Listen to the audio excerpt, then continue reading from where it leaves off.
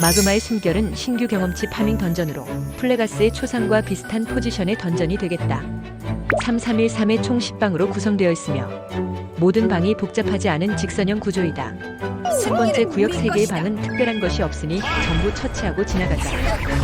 일반 모빈 소울로는 사망 시 폭발 공격을 하므로 처치 후 빠르게 지나가거나 슈퍼아머로 무시하며 지나가면 된다. 두 번째 구역 3개의 방은 특별한 버프를 주는 색깔 온천이 있다. 풀결의 몬스터들은 기본적으로 가드 상태인데 몬스터 근처의 온천에 들어가면 가드 상태가 풀린다. 참고로 온천 지형은 아래로 내려가는 것이 안 되니 주의하자. 세 번째 구역 1개의 방은 중간 보스방인데 특이사항 없으므로 빠르게 처치하고 지나가면 되겠다. 마지막 구역 3개의 방은 온천의 열기와 폭포수 기믹이 있다. 바닥에 있는 온천의 열기에 닿을 경우 온천의 열기 디버프와 함께 화면이 소금기에 뒤덮이는데 이때 폭포수에 맞을 경우 받는 데미지가 늘어나게 된다. 하지만 데미지가 거슬릴 정도는 아니므로 그냥 무시하고 빠르게 지나가면 된다.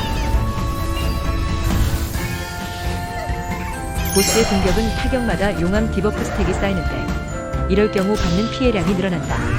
용암 디버프를 지우려면 디버프 최대 스택인 5스택을 쌓은 후 맨 양끝에 있는 웅덩이에 들어가면 용암이 굳으면서 디버프가 사라진다.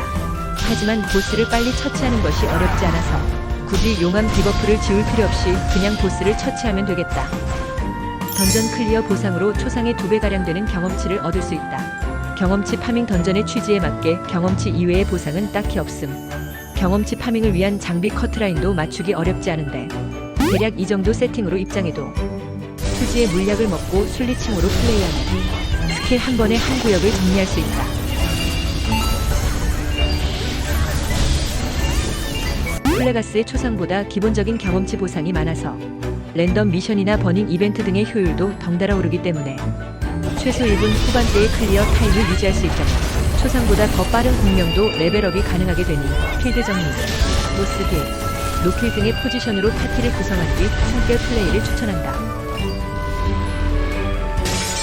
물빛 휘파람은 신규 마법석 파밍 던전으로 상층과 하층으로 나누어 필드를 클리어해야 한다. 상층은 일직선 지형이어서 필드 정리가 빠르고 쉬워 대부분의 캐릭터들이 쉽게 플레이할 수 있지만 하층은 다층 지형에 약간의 굴곡이 있어서 필드 정리가 상층보다는 조금 느린 편이다. 처치한 몬스터 30마리당 보물을 품은 큐버가 한 마리씩 등장한다.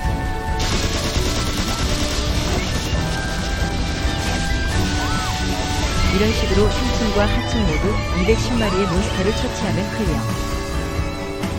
보스방은 특별한 패턴은 없으니 클리어하면 된다.